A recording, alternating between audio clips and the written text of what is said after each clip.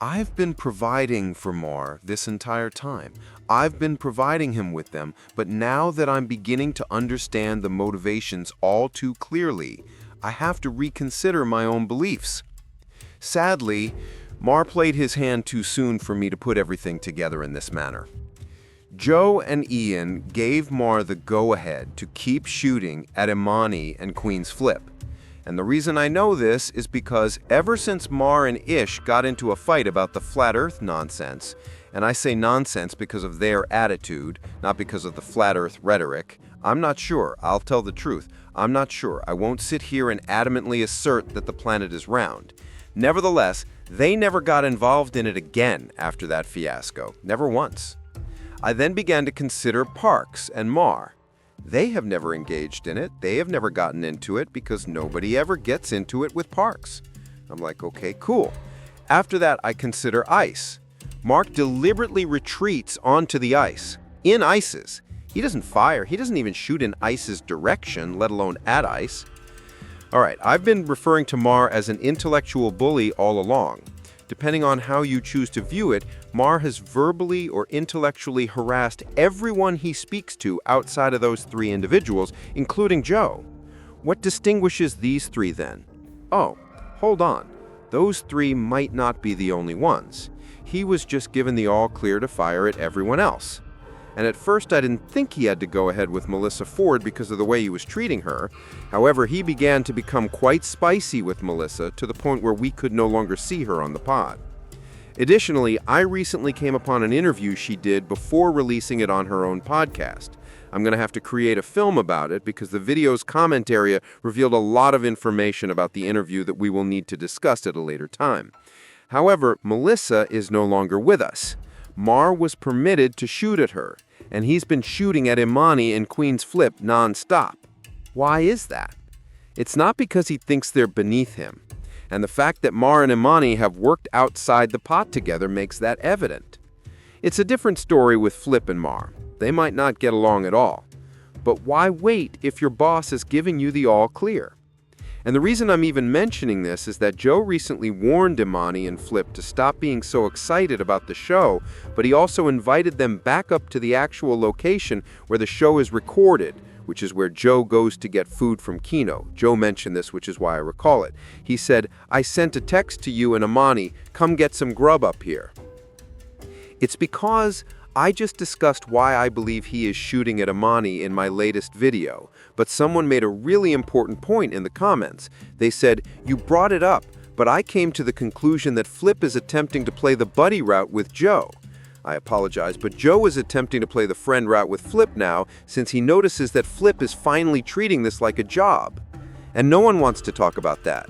Flip has too many outbursts. They're marked. He's boisterous. He sings too many songs about his outbursts. He speaks when no one is paying attention. All right, I'll speak much less in today's episode. It wasn't until Flip spoke to Zaire and attempted to confront him that I realized he was present half the time. Like, oh, Flip is here. He's sitting just next to Joe in the center seat. And we still need to deal with that mess. Why haven't the New York boys gotten that second couch yet?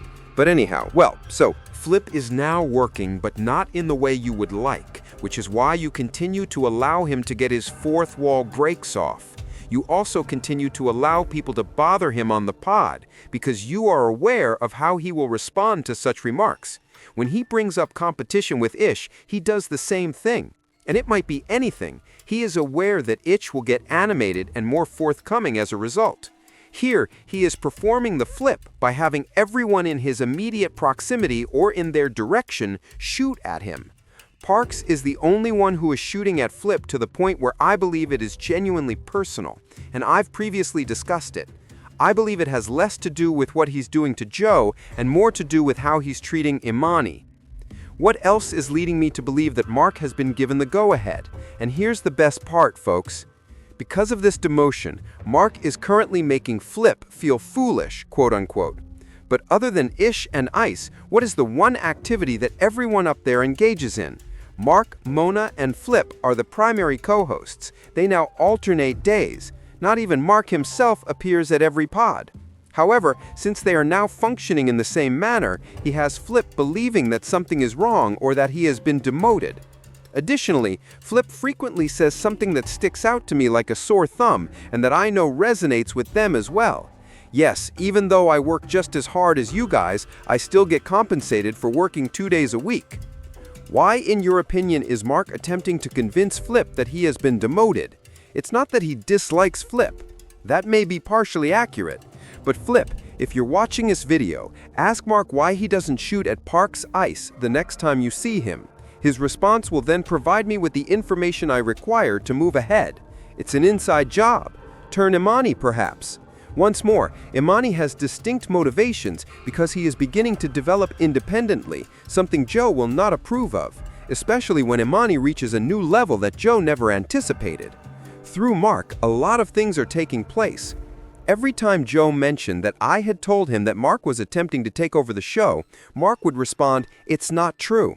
I believe Marc is being honest, and because he is abiding by the rules Joe has set for him, he stated so with assurance. When Marc first appeared on the show, I recall him informing us that he and Joe were discussing what needed to be done, and it began with an attempt to set up a real B-mic. What other discussions, though, do you think took place behind the scenes, where Marc was speaking to them in a heated manner similar to how he did when he first started?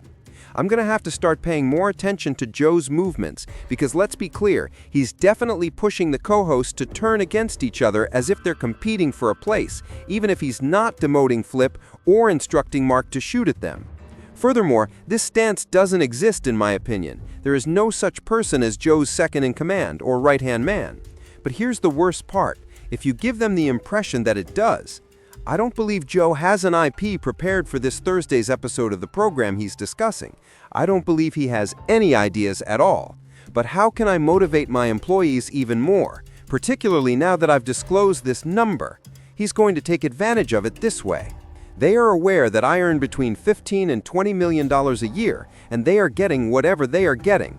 How can I encourage people to work harder for me without actually increasing their pay?